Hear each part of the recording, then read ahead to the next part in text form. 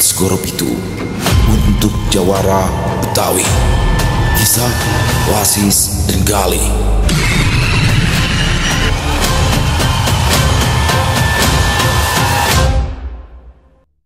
Assalamualaikum warahmatullahi wabarakatuh. Halo semuanya teman-teman, selamat malam, selamat datang kembali di channel kesayangan kita, channel Ilo Bercerita. Dan dimanapun teman-teman berada, semoga teman-teman selalu dalam keadaan sehat walafiat, tanpa kekurangan satu apapun dan dimurahkan rezekinya. Amin, amin ya robbal alamin. Doa terbaik untuk teman-teman semua ya.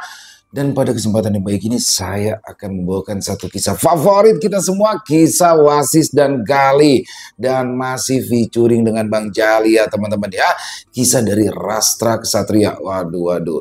Di episode terakhir kemarin bagaimana Bang Jali dan Bang Sam menghajar 10 orang anggota Ormas Semawi sampai babak belur dan dalam cuma waktu 5 menit. Waduh, itu menunjukkan ya betapa hebatnya Bang Jali dan Bang Sam. Ternyata mereka adalah mantan Jawara Betawi yang dulu sempat terprosok ke dunia hitam, tapi alhamdulillah sudah bertobat. Makin seru aja nih pasti kisahnya dan bagaimana kelanjutannya.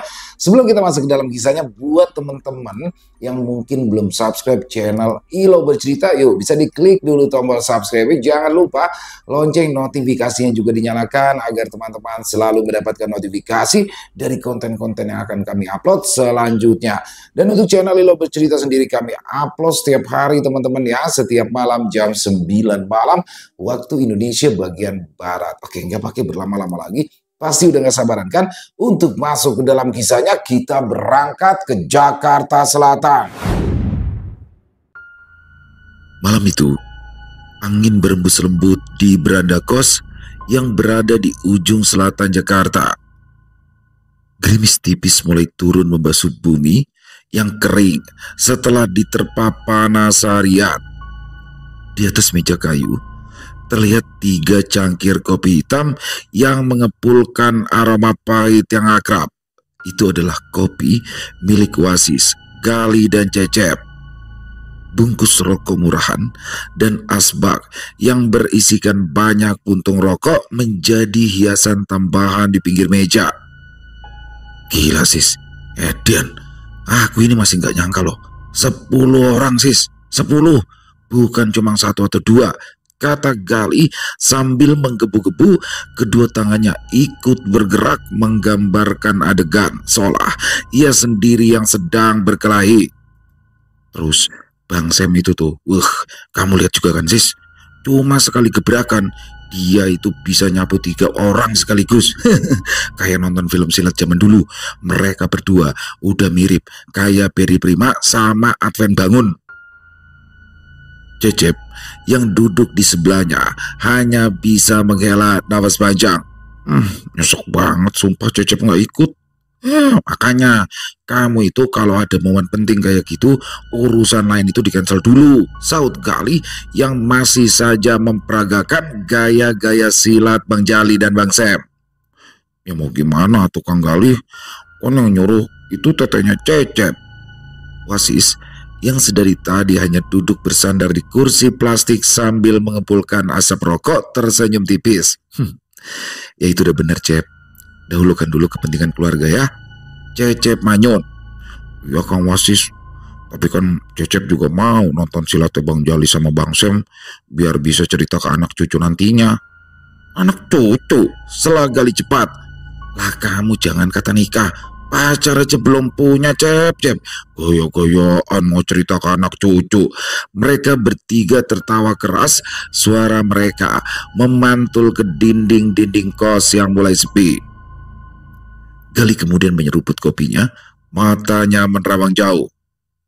Tapi serius nih sis, Cep, aku itu salut banget loh. Bang Jali sama Bang Sam itu kan udah gak muda, tapi itu loh tenaganya kayak gak habis-habis, kayak masih umur 30-an. Wasis mengangguk pelan. Ya, mereka berdua bukan cuma kuat, tapi juga punya kendali. Gak asal mukul. Pasti mereka tahu bagian mana yang bisa bikin lawan langsung tumbang, tapi tidak mati. Itu bukan hanya otot, itu pengalaman, ujar Wasis sambil mengembuskan asap rokoknya. Oh ya sis, waktu sebelum berantem itu kan Bang Jali itu ngapain ya? Kok dia kayak ngomong-ngomong Makan soto Betawi di pasar Sabang, tambah emping sama jeruk nipis. Loh, kok malah ngomongin makanan ya sih sebelum berantem? Tanya Gali penasaran. Itu namanya pantun, Lih. Dan itu adalah salah satu budaya Betawi. Mereka bukan ngomongin makanan aja. Jawab Wasis menahan tawa. Lalu Cecep menatap keduanya dan berkata pelan. Tapi kalau bener Bang Jali sama Bang Sam berantemnya keren seperti yang barusan Kang Gali ceritain, jangan-jangan ini mah dulunya mereka jawara Betawi ya Kang. Gali menatap Cecep dengan mata membulat. Loh, kamu pikir aku sama Wasis itu bohong, Cep? Ya emang mereka itu beneran jago. Mereka berdua itu silat keren. Kalau aku sih jujur udah curiga. Waktu kita makan di warung nasi uduk yang Pos Salma itu, aku ngelirik tangannya Bang Sam. Itu kepelanya ya, kapalan semua isinya. Kayaknya bisa mukulin orang ya sis. Bagaimanapun masa lalu mereka berdua, pada intinya Bang Jali dan Bang Sip itu adalah orang yang baik. Semoga saja tali silaturahmi kita semua tetap terjaga. Yowes, ayo kita istirahat. Besok masuk pagi. Saut Wasis lalu menenteng gelas kopinya kemudian masuk ke dalam kamar.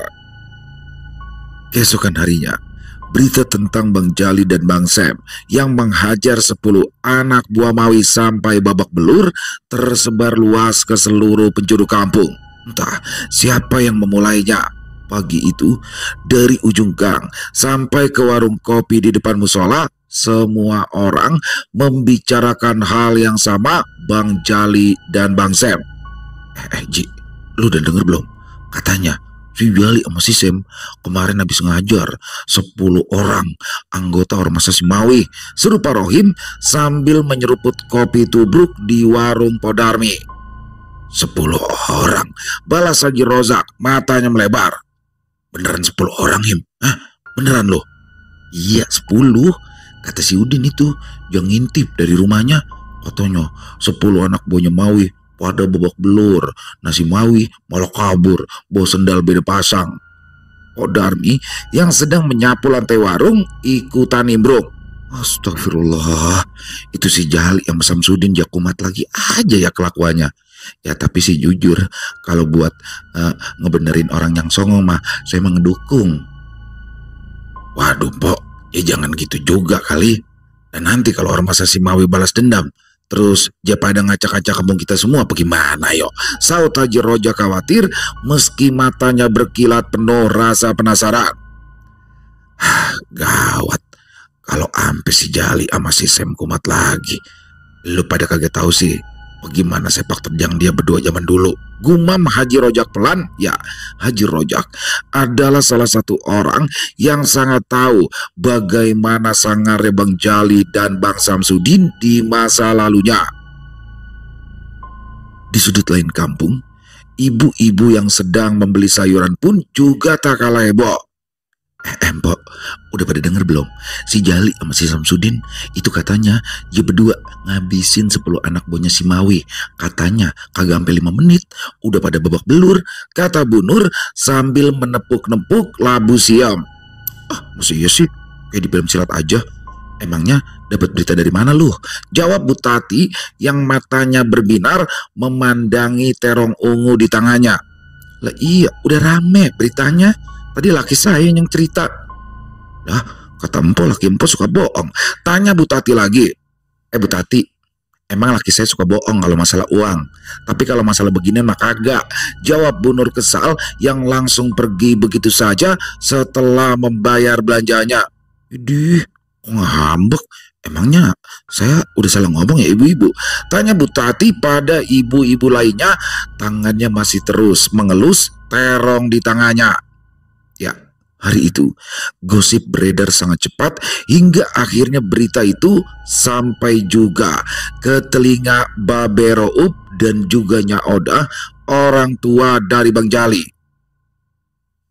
Di siang harinya, matahari sedang memancar terik-teriknya, tapi suasana di rumah sederhana milik keluarga Babe Roup justru terasa dingin.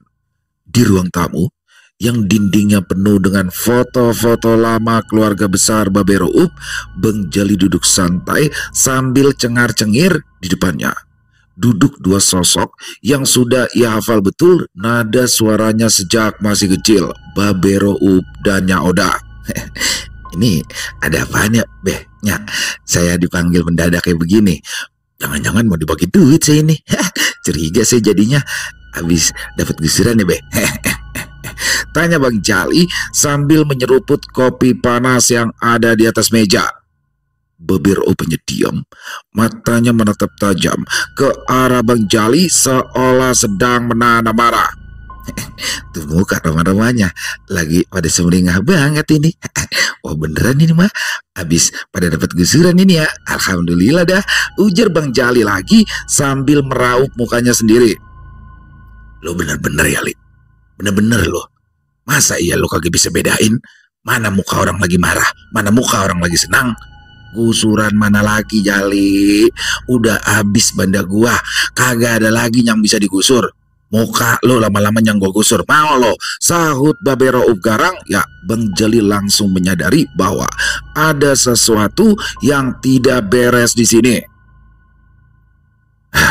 Tadi pagi Nya lo belanja sayur di warung yang Poindun. Lanjut Babe Jali datar. Wah, Nya mau masak apaan emangnya, Nya? Potong Bang Jali. Bukan masalah masak, bukan masalah dia mau masak apaan. Sentak Babe Roup galak yang membuat Bang Jali kicap. Noh, tadi rame di warung sayur. Semua orang pada ngomongin kelakuan Oma Samsudin. Kata orang-orang, semalam lu berdua habis mukulin anak-anak ormasnya si Mawi. Nah, sekarang nih gue mau klasifikasi sama lu nih.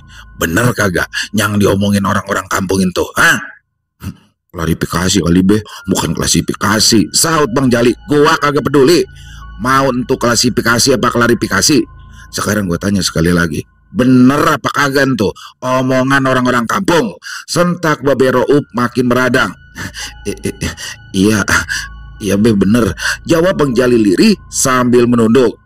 Astagfirullahaladzim, Jali, lu biar kata apa sih? Kagak ada kapok-kapoknya lu ya. Dulu aja katanya lu mau tobat, sampai minum air kobokan kaki gua, nangis-nangis lu nyiumin kaki gua. Nah sekarang lu masih aja begini. Ingat ngapali, inget lu tuh udah tua, Jali, udah punya anak.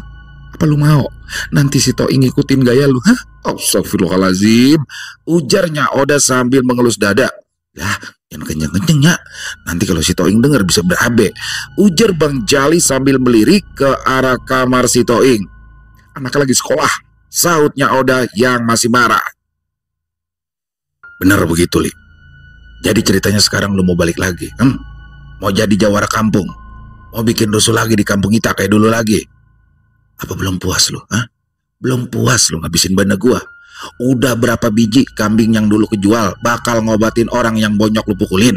Udah berapa biji kontrakan gua kejual bakal ngurusin lu di kantor polisi? Masih kurang, Li, Masih kurang. Sekarang lu mau mulain lagi? Hebat banget lu, Jali ya. Kali ini Babe Roup ganti bersuara. Dia yang pada mulain duluan, Be.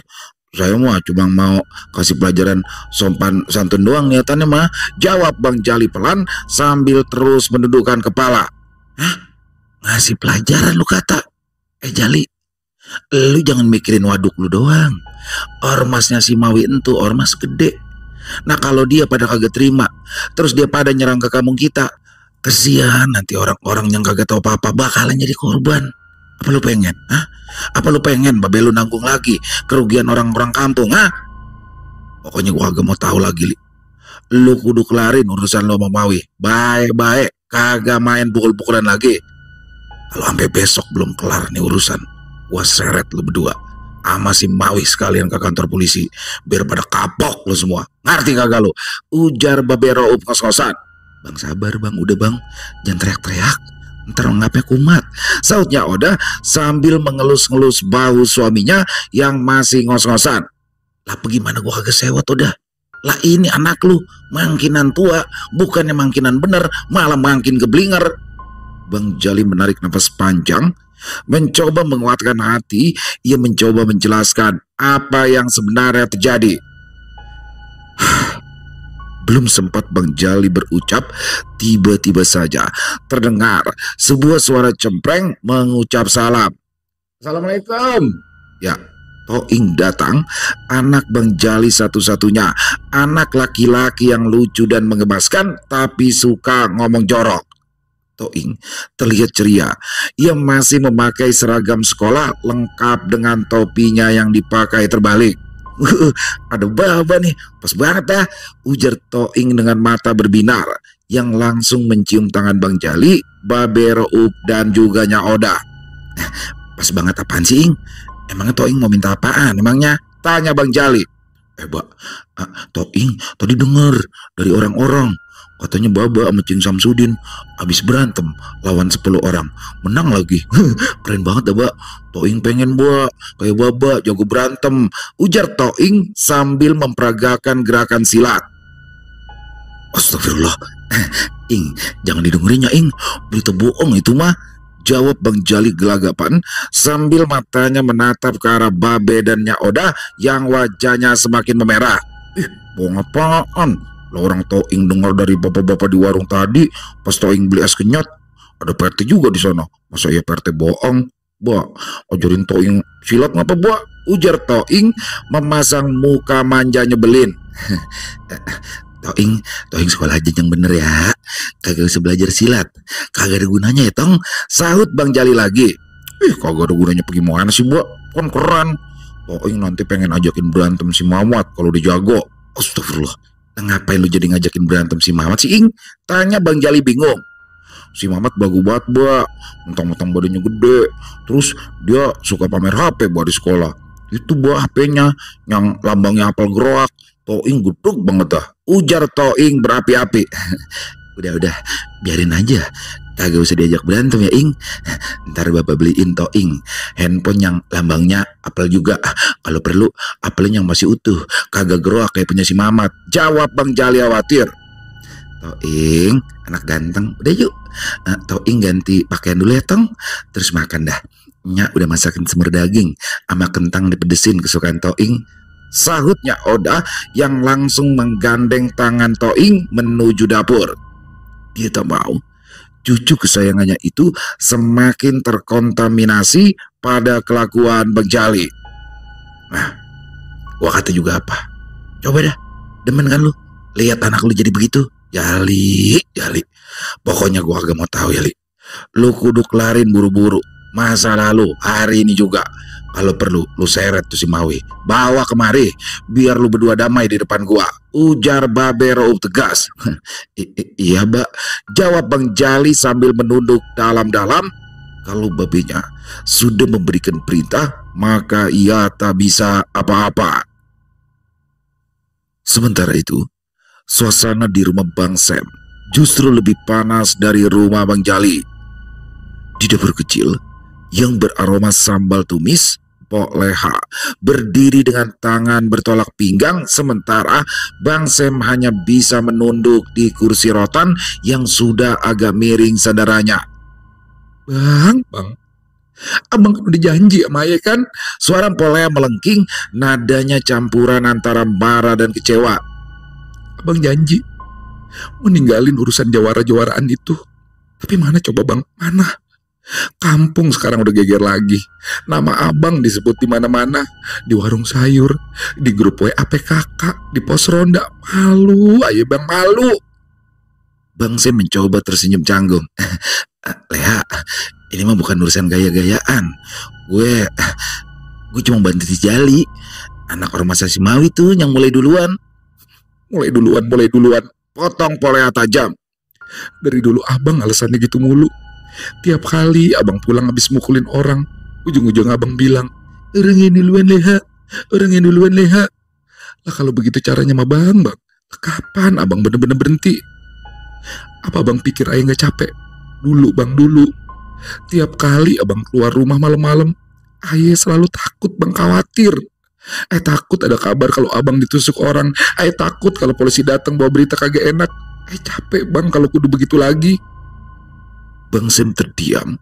Dia tahu kali ini Leha bukan hanya marah, itu adalah jeritan hati Dia menatap wajah Poleha yang kini memalingkan muka sambil mengusap air mata dengan punggung tangannya. "Leha, maaf Leha," katanya pelan. "Abang kagak bermaksud bikin lu sedih."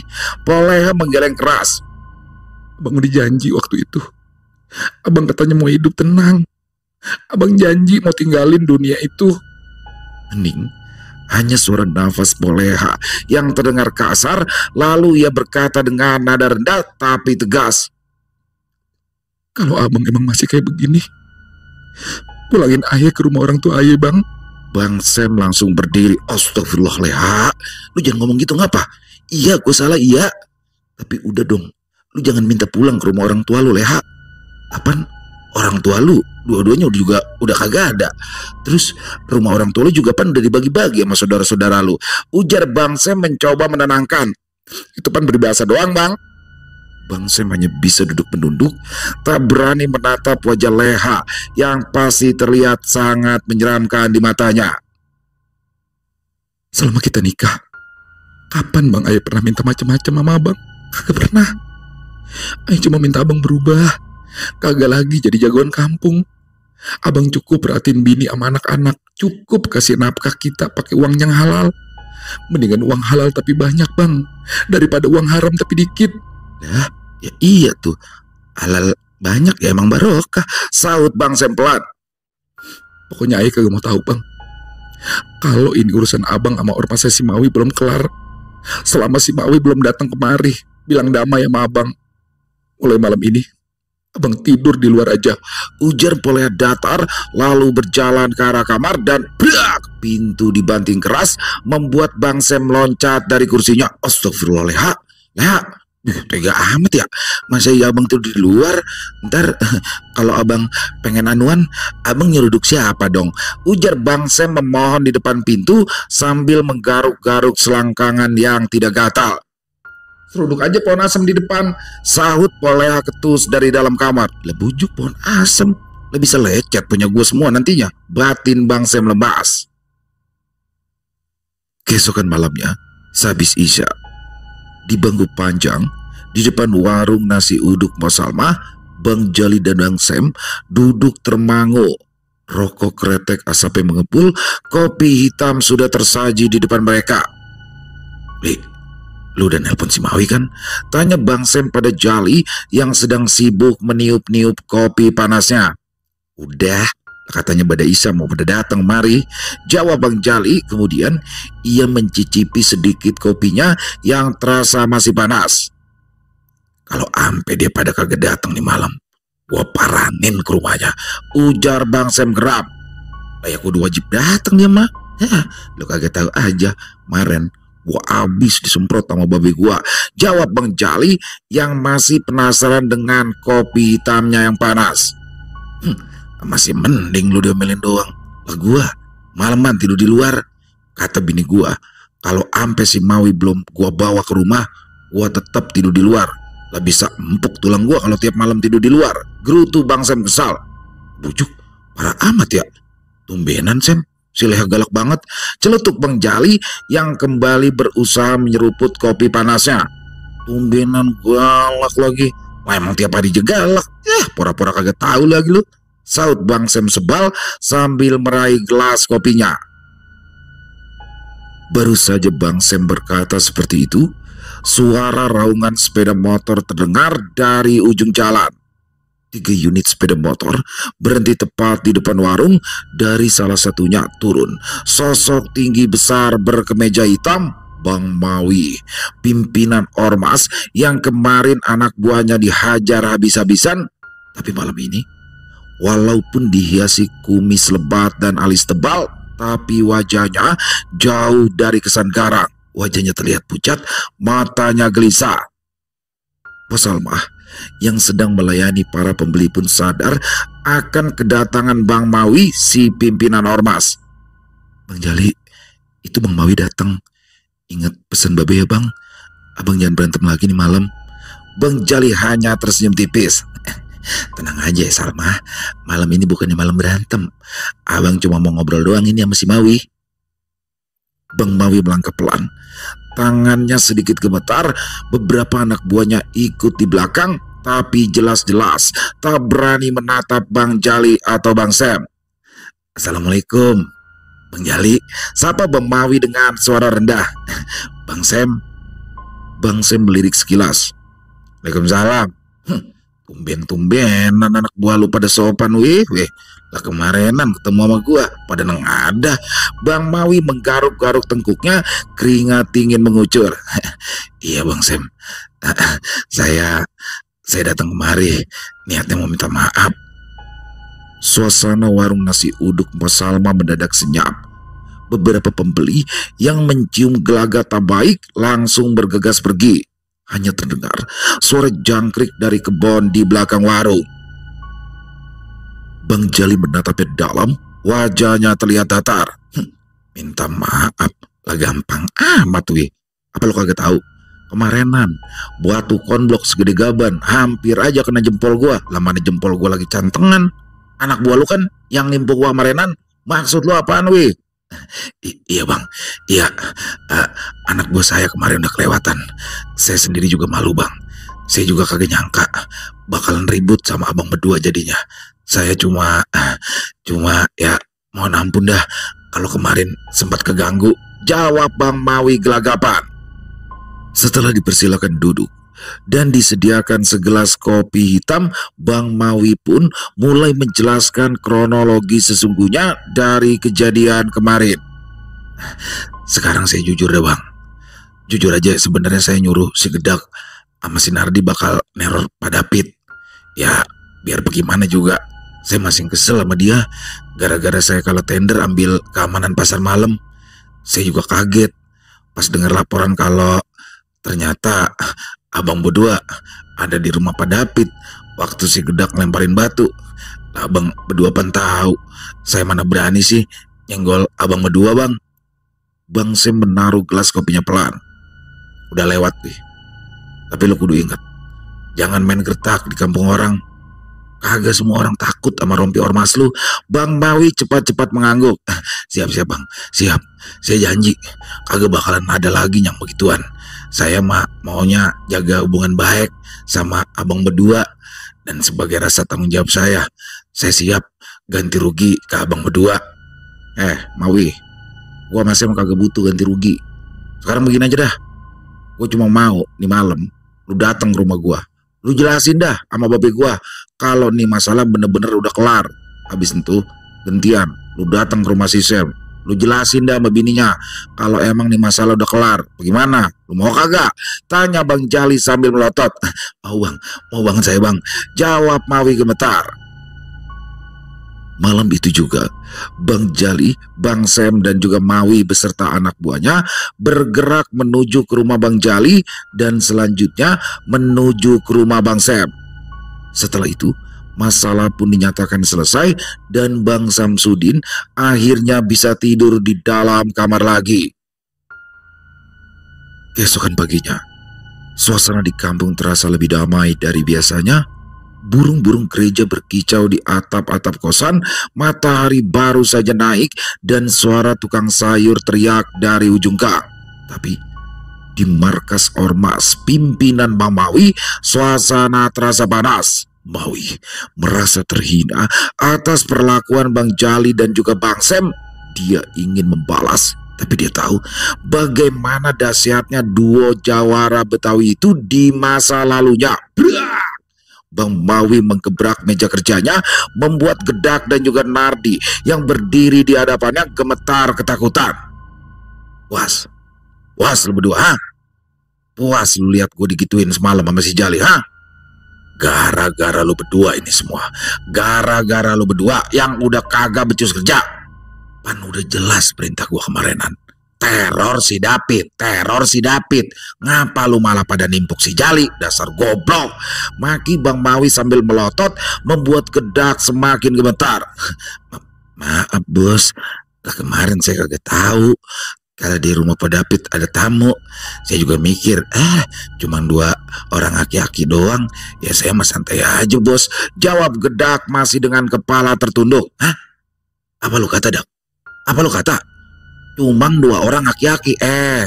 Asal lu tahu aja ya, kalau si Jali sama si Sam beloman tobat abis lu pada kemarin malam, udah pasti lu pada masuk kuburan. Minimal lu pada diopname di Fatmawati, ha? Lu untuk bocah kemarin sore, jangan so belagu dah. Mana tahu lu, kayak apa si Jali sama si Sam di masa lalunya. Lu pada kudu pinter ngukur musuh. Paham kagak lu? Sentak Bang Mawi penuh emosi yang hanya dijawab anggukan oleh si Gedak. Sekarang juga lu telpon Ki Sembrol. Lu pastiin dia ada apa kagak di rumahnya. Nih hari juga kita berangkat ke rumah Ki Sembrol. Perintah Bang Mawi tegas. Siap bos, jawab Gedak, lalu pamit keluar ruangan meninggalkan Bang Mawi sang pimpinan ormas seorang diri. Lu berdua boleh jago adu fisik, tapi kalau soal adu klinik, jangan harap sekarang lu berdua selamat. Gua bikin kelar hidup lu berdua. Jali, Samsudin, gumam Mawi sambil mengepalkan kedua tangannya. Sementara itu di rumah Bang Samsudin, terlihat Jali yang sedang mencoba menyeruput kopi panas yang baru saja disajikan oleh Poleha. Ya, Bang Jali pagi-pagi sekali sudah datang bertamu ke rumah Bang Samsudin hingga membuat Bang Samsudin kesal. Li, lu ngapain sih? Pagi-pagi udah nenamu aja kemari. Ada masalah apa lagi emangnya? Tanya Bang Sam dengan raut muka kelelahan seperti orang kurang tidur. Lah, lu ngapa sih? Roman kesel banget gue nemu pagi-pagi Sam. Sahut Bang Jali cuek. Bang Sam segera menggeser posisi duduknya mendekat ke arah Bang Jali. Matanya melirik ke arah dalam rumah memastikan Leha masih sibuk di dalam dapur. Jali, lu kan tahu gua baru bayan sama si Leha. Udah 2 malam gua tidur di luar. Nah, semalam itu gua habis begituan 3 ronde. Pan lu tahu kalau pasangan habis berantem untuk kayak bulan madu kedua. Makanya lu buruan kawin, jangan kebanyakan nonton bokep aja. Bisik Bang Sam kesal. Widih, lah gua mana tahu Ling bakal nonton film bokep. Lu tahu pan gua gaptek Sam. Palingan kalau gue lagi kepengen, lah gue minta video sama si Udin Kiep. Dia banyak banget stok video gituan. Lu mau? Jawab Bang Jali lantang. Pucuk, lu ngomong kayak begituan kenceng amat ya. Sekalian aja lu mau minum musola li. Sahut Bang Sam sambil melotot. Jadi begini Sam, gue nih Ari mau ajak lu ke tempatnya si Wasis. Gue baru keingetan ini amplop dari Pak David. Lapan kudu kita bagi rata Sam. Kan dia udah pada ikut kerja juga. Nah tadi gue nelpon si Wasis, katanya dia lagi dinas pagi katanya. Nah kita disuruh ke pos jaga dia aja. Gimana nih? Tanya Bang Jali. Kali ini ia bicara pelan berbisik-bisik. Lah, lu giliran ngomongannya aman, lu bisik-bisik. Giliran omongan kagak aman tadi lu brek-brek. Emang dasar lu ya. Ya udah, buruan lu habisin kopi lu. Kita berangkat sekarang aja. Kelamaan ngobrol di rumah gua sama lu bahaya. Jawab Bang Sam sebal. Tiba-tiba saja terdengar suara merdu dari dalam rumah. Bang, kalau mau pergi sarapan dulu ya. Udah Leha siapin ini. Sekalian ajak ya Bang Jalinya. Habis dicas semalam langsung baik banget si Leha. Ujar Bang Jali berbisik cengengesan. Setelah selesai sarapan, Bang Jali dan Bang Sam bergegas berangkat berboncengan sepeda motor untuk menuju komplek perumahan elit tempat Wasis dan Gali bekerja. Jalanan Jakarta pagi menjelang siang sudah agak landai setelah para pegawai sudah memasuki kantor masing-masing. Tak butuh waktu lama, Bang Jali dan Bang Sam sudah sampai di depan gerbang komplek. Assalamualaikum, ujar Bang Jali setengah berteriak. Waalaikumsalam, jawaban terdengar dari arah pos jaga satpam. Wah, ada Bang Jali sama Bang Sam, sis, cep, seru Gali yang baru keluar dari pos jaga diikuti Wasis dan Cecep yang juga ikut keluar menyambut kedatangan mereka berdua. Gimana kabarnya Bang? Ujar Wasis seraya menjabat tangan Bang Jali dan Bang Sam. Alhamdulillah baik, jawab Bang Jali. Ayo Bang, silakan masuk Bang. Oh ya, motornya diparkir di sebelah sini aja ya. Ujar Wasis mengarahkan. Kemudian mereka berlima masuk ke dalam pos jaga. Waduh, Enak banget ya tempat kerja lu pada, adem. Ujar Bang Jali yang sudah duduk sambil memandang sekitaran. Iya Li, mana pemandangan rumahnya bagus-bagus banget lagi. Mata cengar jadinya. Agak kayak di kampung kita. Rapat-rapat banget rumahnya. Mana dekil-dekil banget lagi tuh rumah. Sambung Bang Sam dengan wajah sumringah. Ya Bang, alhamdulillah. Oh ya Cep, tolong buatkan kopi hitam ya buat tamu-tamu kita ini. Ujar Wasis yang langsung dibalas sikap hormat oleh Cecep. Siap Kang Wasis. Enak banget ya lu pada. Lah kerja timbang duduk-duduk doang sambil melototin rumah di gaji gede. Kalau masih ada lowongan mah boleh, gua sama Sam ikutan kerja di mari. Ujar Bang Jali cengengesan. Ya enggak gitu juga Bang. Kita juga harus patroli memastikan keamanan komplek, mencatat tamu-tamu yang datang dan ya masih banyak lagi Bang. Jawab Wasis sambil tersenyum. Oh iya Bang Jali, Bang Sam, kata Kang Wasis sama Kang Gali, abang berdua malam itu udah ngajar 10 orang pemuda ormas ya. Katanya abang berdua gak sampai 5 menit udah bikin mereka babak belur ya. Keren, ujar Cecep sambil mengacungkan 2 jempolnya. Gali yang mendengar Cecep mengatakan hal itu di depan Bang Jali dan Bang Sam spontan memelototkan matanya ke arah Cecep seolah memberikan kode agar Cecep tidak lagi melanjutkan kata-katanya. Waduh, kok Cecep bisa tahu ya? Emangnya tahu dari siapa? Tanya Bang Jali penasaran.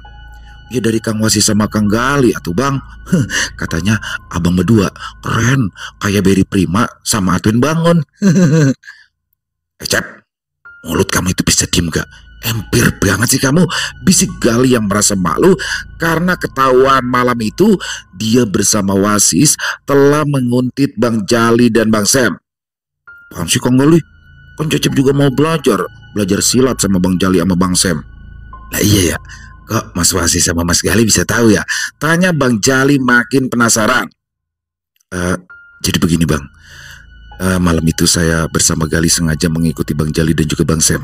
Karena jujur, kami khawatir akan terjadi sesuatu yang tidak baik.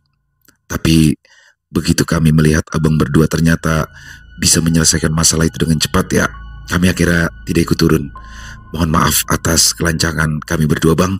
Tapi kami melakukan itu semua atas dasar kepedulian. Jawab Wasis diplomatis. Waduh Sam, ini Mas Wasis sama Mas Gali bener-bener setia kawan. Salut dah ya. Kagak salah, kita berkawan. Tapi alhamdulillah tuh masalah sekarang udah kelar, udah aman, kagak ada lagi yang perlu dikhawatirin. Sahut Bang Jali sambil tersenyum. Ya Mas, dan juga kedatangan kita berdua kemari ini terkait titipan dari Pak David kemarin malam. Nah ini mohon maaf kita gara-gara urusan nama Ormas Simawi, jadinya rada lama kita mau nyamperin situ semua. Sambung Bang Sam yang memberikan kode kepada Bang Jali agar segera mengeluarkan amplop pemberian dari Pak David. Nah ini amplopnya nih, dibuka deh ya, kita bagi rata aja ya, ujar Bang Jali seraya meletakkan amplop putih di atas meja. Waduh, nggak usah Bang Jali, jangan di...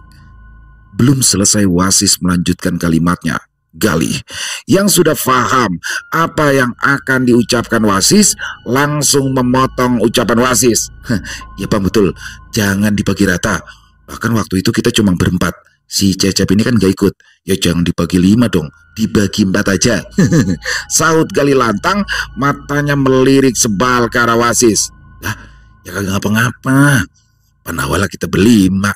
Ya udah, kita sobek aja deh ya, ujar Bang Jali lalu merobek amplop putih itu kemudian mengeluarkan uang di dalamnya.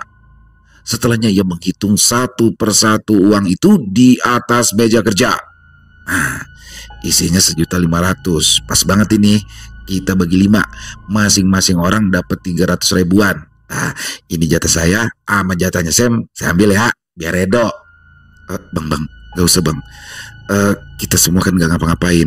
Ini udah jadi rezeki abang berdua, jawab Wasis yang lalu menggeser tumpukan duit berwarna merah itu. Lah, kan Mas Wasis yang ngurusin tedumit marenan. Ya kagak bisa begitulah, ambil. Rezeki kagak boleh ditolak, kagak baik. Sahut Bang Jali kembali menggeser tumpukan uang itu ke arah Wasis. Setuju saya sama Bang Jali. Sis, kamu itu nggak boleh gitu. Kata padeku, kalau kita nolak rezeki bahaya. Bisa-bisa mampet nanti rezeki kita. Sambar Gali yang dengan cepat meraih tumpukan uang di atas meja. Dia khawatir kalau Bang Jali berubah pikiran. Gitu dong, cakep dah. Gua demen nih sama anak muda kayak begini, tegas. Setelah itu, mereka berlima mengobrol panjang lebar. Di situ Bang Jali juga menceritakan masa lalu dia dan juga Bang Sam yang pernah terperosok ke dunia hitam. Di sini, Gali dan Cecep terperangah mendengar kisah dari Bang Jali dan membuat mereka berniat belajar silat pada Bang Jali dan juga Bang Sam. Nah, ngomong-ngomong udah siang ini, kita berdua pamitan dulu ya. Makasih ini jamuannya. Ama silaturahmi kita jangan sampai putus. Kalau saya butuh bantuan, pasti dah saya bakalan telepon Mas Wasis ya. Siap Bang, kita memang harus tetap menjaga silaturahmi kita, jawab Wasis. Setelah itu, Bang Jali dan Bang Sam pergi meninggalkan area komplek perumahan elit tempat Wasis, Gali dan Cecep bekerja.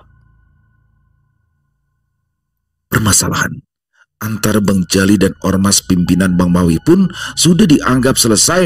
Amplop dari Pak David juga sudah dibagi rata.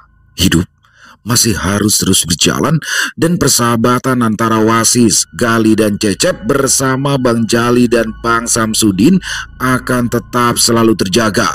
Suasana hari itu terasa begitu damai. Sementara itu, di tempat dan waktu yang berbeda, di sebuah gubuk tua di pinggiran hutan, malam terasa berat dan juga dingin.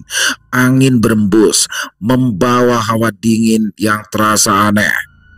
Di dalam gubuk itu, seorang lelaki tua berusia sekitar 60 tahunan duduk bersila di depan 7 buah kendi tanah liat yang berisikan air laut yang ia ambil dari 7 pantai yang berbeda.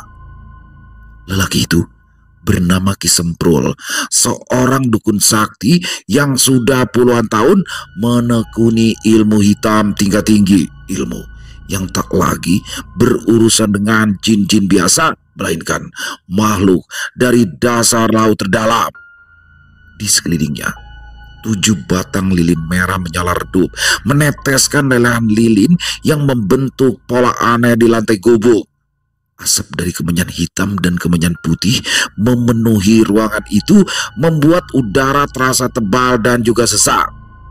Di hadapan Ki Semprul tergeletak 2 buah boneka jerami, masing-masing dibungkus kain kafan kusam. Di dada boneka itu tertancap jarum emas, sementara di bagian kepalanya diselipkan selai rambut dan juga potongan kuku manusia milik orang yang menjadi target ritual malam itu.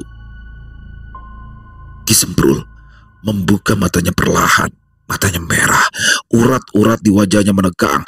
Ia mulai melantunkan mantra dalam bahasa Jawa kuno dengan suara serak yang berat. Jin, penguasa segoro pitu, aku nyuwun tulungmu. Kawulon dedonga, jaluk kawicaksanane, makhluk ngisor segoro, paringana dalan kanggo ngelebur nyawane. Suaranya bergetar tapi mantap. Di dalam kendi tersebut, air laut itu mulai beriak kecil seolah ada sesuatu yang bergerak-gerak di dalamnya.